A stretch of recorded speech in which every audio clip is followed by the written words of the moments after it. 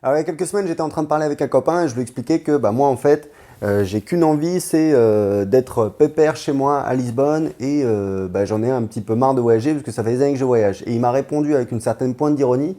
Il m'a dit: ah, mais je comprends pas, il me semblait que ton blog, c'était justement voilà, gagner sa vie sur Internet, parcourir le monde et kiffer, voilà, et voyager. Et en fait, j'ai pas su quoi lui dire. Et après, j'y ai réfléchi et je me suis dit: oui, mais en fait, moi, l'année dernière, j'habitais en Colombie. Cette année, j'habite à Lisbonne au Portugal. Donc en fait, moi, quand je sors de chez moi, d'accord, je voyage puisque évidemment, je suis dans un pays étranger. Et en fait, c'est un truc que j'ai découvert il y a quoi? Il y a 10 ans.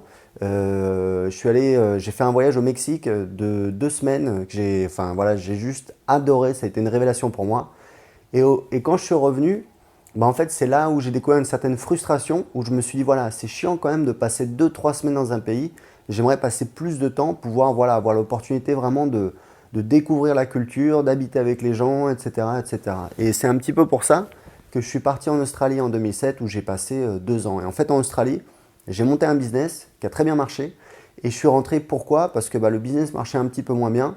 J'avais plus de visa, mais j'aurais pu en fait rester, mais bon, voilà, en bricolant, peut-être en prenant voilà, un visa étudiant ou je sais pas quoi.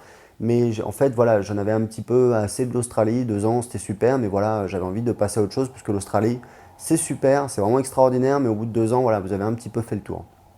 Et je me souviens, quand j'étais en Australie, j'avais un petit blog que personne ne lisait, et je suivais des gens qui commençaient à gagner voilà, 1000 euros par mois avec leur blog, etc. Et je me souviens que j'avais un copain qui m'avait dit: oui, mais pourquoi tu fais pas ça? Pourquoi voilà, t'as pas un blog? Pourquoi tu vis pas de ton blog? Et je me souviens qu'à l'époque, je lui ai dit: oui, mais voilà, un blogueur, c'est galère, faut publier des articles tout le temps, etc. C'est un travail d'esclave. Et c'est marrant parce que c'est en 2010, quand j'ai rencontré des blogueurs amateurs, que je me suis dit: mais oui, c'est ça que je veux faire. Je veux gagner ma vie avec mon blog et voyager parce que ça peut me permettre voilà, de bouger, etc. Et j'ai refusé un travail bien payé à Paris pour me lancer sur mon blog, qui était un blog que personne ne lisait, hein. J'avais moins de 10 visites par jour. J'ai commencé à gagner voilà, 80 euros par mois, 130 euros, 230 euros. Au bout de 6 mois, je suis parvenu à gagner 1000 euros en un mois avec mon blog, tout en voyageant, parce qu'en fait, j'avais rendu mon appartement à Paris, et puis j'étais allé passer un mois en Pologne. Ensuite, je suis allé faire un tour en République tchèque, en Slovaquie, en Ukraine, en Hongrie. Voilà, c'était un petit tour d'Europe assez sympa. Ensuite, je suis rentré à Paris, et quelques mois plus tard, je suis parti en Colombie. C'est là où j'ai rencontré ma femme. J'ai passé 4 mois, j'ai passé l'hiver en fait en Colombie, l'hiver 2010-2011. Et voilà, après, j'y allais à peu près la moitié du temps. Et en 2013, on s'est marié et on s'est installé dans une petite ville de Colombie, et on y a passé 1 an et demi. Et aujourd'hui, on s'est installé à Lisbonne au Portugal, où j'habite depuis 7 mois, parce que voilà, on aime beaucoup. C'est une capitale, mais à taille humaine. Enfin bon, voilà, je vais pas m'étendre là-dessus, mais c'est vraiment un endroit extraordinaire. Pourquoi je vous dis ça? Je vous dis ça parce qu'en fait, si vous voulez voyager, et même voyager plus, c'est-à-dire vivre dans des pays, changer un petit peu d'endroit où vous vivez, le problème, c'est évidemment de quoi vous allez vivre. D'accord? C'est pour ça que je fais cette vidéo. Encore hier soir, j'ai un petit peu la voix cassée, parce qu'hier, je suis allé à une soirée avec des Français, etc. Et j'ai rencontré un couple de Français qui ont voilà, 40, 50 ans, et qui voudraient s'installer au Portugal. Malheureusement, voilà, ils ont un travail en France, ils ont des appartements en France en location, ils continuent de payer des crédits, etc. Donc ils sont un petit peu gênés, ils n'ont pas trop de mobilité. Donc la première chose, si vous voulez avoir la possibilité de pouvoir vivre n'importe où, après sous condition évidemment des visas, hein, voilà, faut faire avec en fonction du pays, mais d'avoir la possibilité matérielle, économique de pouvoir vivre n'importe où, première chose, c'est de commencer à vous y préparer tôt, d'accord? Donc c'est un projet qui se prépare sur plusieurs mois, plusieurs années, mais vous pouvez avoir la possibilité. Évidemment, l'idéal, c'est d'avoir un travail sur Internet, un business sur Internet, parce que vous êtes totalement autonome, vous dépendez de personne. Alors, il y a des gens qui arrivent à négocier avec leur employeur du télétravail. Évidemment, vous êtes toujours dépendant de votre boîte. C'est une solution voilà, qui peut être bien dans un premier temps. Évidemment, moi je recommande plutôt de créer son propre business de manière générale, puisque voilà, vous ne dépendez pas d'un patron, vous ne dépendez pas, voilà, etc., d'une société, et vous avez beaucoup plus de liberté. Alors évidemment, vous dépendez toujours de votre succès, vos ventes, vos clients, donc c'est pas non plus, voilà, c'est pas la liberté absolue, mais évidemment, vous avez beaucoup plus de latitude et beaucoup plus de flexibilité. Donc, première chose, si vous voulez créer un business rapidement, ce que vous pouvez faire, c'est du service, c'est-à-dire travailler à distance. Vous pouvez faire, je ne sais pas moi, écrire des articles, faire du référencement, faire consultant web marketing, faire de la traduction, enfin, il y a plein de services que vous pouvez faire.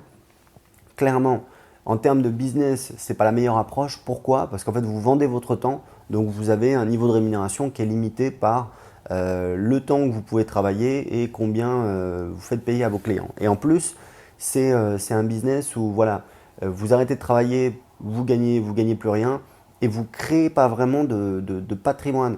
J'ai lu un livre super sur le fait de pouvoir créer un business pour le vendre. Et en fait, c'était une histoire, en fait, il racontait l'histoire de quelqu'un qui avait une boîte, une agence marketing.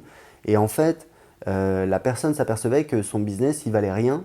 Elle ne pouvait pas le revendre ou alors 3 fois rien. Pourquoi? Parce qu'en fait, c'est des business où il n'y a pas beaucoup de valeur intrinsèque, il n'y a pas beaucoup de valeur ajoutée. Grosso modo, voilà, on a un petit portefeuille de clients, mais il n'y a pas vraiment, on n'a pas de produits, on n'a pas de vente en automatique, etc. Donc, ça n'a pas une valeur énorme. Donc, non seulement vous avez des possibilités en termes de vente, de rémunération qui sont limitées, mais en plus, vous ne créez pas vraiment un business, vous ne créez pas une entité, un truc qui rapporte de l'argent. Vous avez juste en fait un boulot, ou alors au mieux, vous pouvez avoir, voilà, si vous avez des gens qui travaillent avec vous, vous avez tous un boulot et voilà, vous êtes pas vraiment, vous créez pas vraiment un produit, vous créez pas vraiment de la valeur. Vous créez de la valeur pour vos clients dans les services que vous vendez, mais pour vous, vous ne créez pas vraiment un bien, c'est-à-dire que ça ne va pas se revendre beaucoup. Donc, évidemment, dans un premier temps, l'avantage, c'est que c'est très facile de démarrer, puisque bah, tout de suite, vous pouvez commencer à trouver des clients sur des plateformes de prestataires, etc. Vous pouvez monter en compétences, augmenter vos prix, etc. Donc, vous pouvez arriver à générer un revenu comme ça assez rapidement, de quelques semaines à quelques mois. Après, idéalement, évidemment, l'objectif, le mieux, c'est de créer un business, c'est-à-dire créer véritablement des produits, des services, une clientèle et vous allez développer votre business. Moi, par exemple, j'ai un petit blog sur comment apprendre l'anglais qui fait à peu près voilà, 3500 € par mois.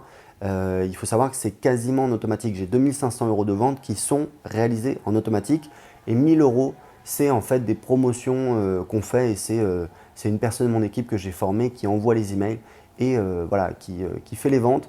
Et moi, je travaille à peu près 1 heure par semaine sur ce business, donc du coup, bah, forcément, voilà, j'ai véritablement créé une machine. Il rentre des visiteurs, il ressort des clients et des euros. Donc voilà, ça c'est vraiment un business et c'est quelque chose qu'on peut faire. Alors ça prend du temps évidemment, ça ne tombe pas tout cuit comme ça dans la bouche, mais voilà, à partir du moment où vous avez un business, vous pouvez le développer et vous dépendez de personne. Donc pour moi, la solution que j'ai trouvée, bien évidemment, c'est d'avoir un business sur Internet. C'est ce que je vous recommande de faire. C'est rigolo parce qu'en 2008, quand mon copain il me disait voilà, mais pourquoi tu fais pas blogueur? Je lui ai dit bah en fait c'est nul. Et en fait bah, c'est ce que j'ai décidé de faire après.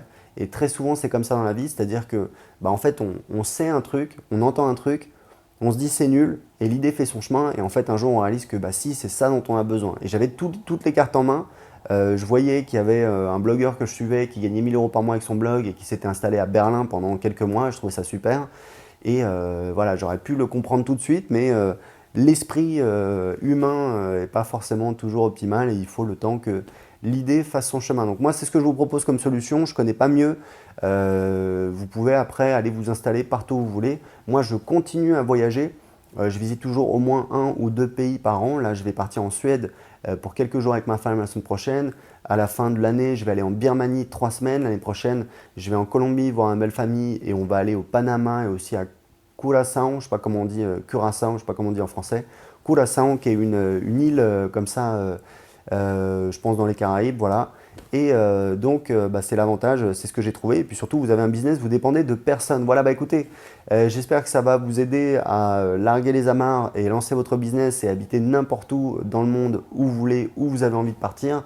J'ai un cadeau pour vous, j'ai préparé une liste de 32 thématiques rentables pour créer un business sur Internet. Pour la télécharger tout de suite gratuitement sur votre ordinateur, cliquez juste en dessous de cette vidéo. À très bientôt.